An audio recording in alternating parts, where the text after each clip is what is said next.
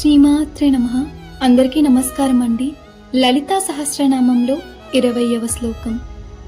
సింజానమణి మంజీర మండిత శ్రీపదాంబుజా మరాళీ మందగమన మహాలావణ్య సేవదిహి.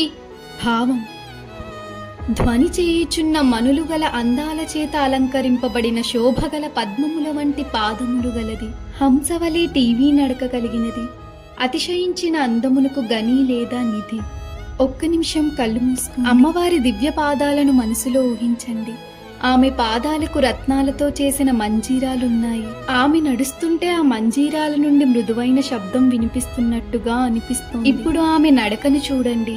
హంస ఎలా నెమ్మదిగా సొగసుగా నడుస్తుందో అలాగే అమ్మవారి నడక కూడా ఎంతో అందంగా ఉంది. ఆమె రూపం మహాలావణ్యానికి నిలయమని ఈ శ్లోకం చెబుతోంది. ఈ శ్లోకం అమ్మవారి సౌందర్యం మరియు సౌమ్యతను తెలియజేస్తుంది. దేవి రూపం మనకు ఒక విషయం గుర్తు చేస్తుంది. సౌందర్యం అంటే కేవలం బయట కనిపించేది కాదు, అది శాంతి, సౌమ్యత, కరుణ కలిసిన రూపం. మన జీవితంలో కూడా మనం ప్రశాంతంగా, సౌమ్యంగా ఉండాలి. మన ప్రవర్తన ఇతరులకు ఆనందం కలిగించేలా ఉండాలి. ఈ రోజు మనం ప్రశాంతంగా, సౌమ్యంగా ప్రవర్తించాలని ప్రయత్నిద్దాం. లలిత అమ్మవారి కృప మన అందరిపై ఉండాలని, ఆమె ఆశీర్వాదం మన జీవితాలను శాంతి, ఆనందాలతో నింపాలని ప్రార్థిస్తున్నాను. శ్రీమాత్రే నమః.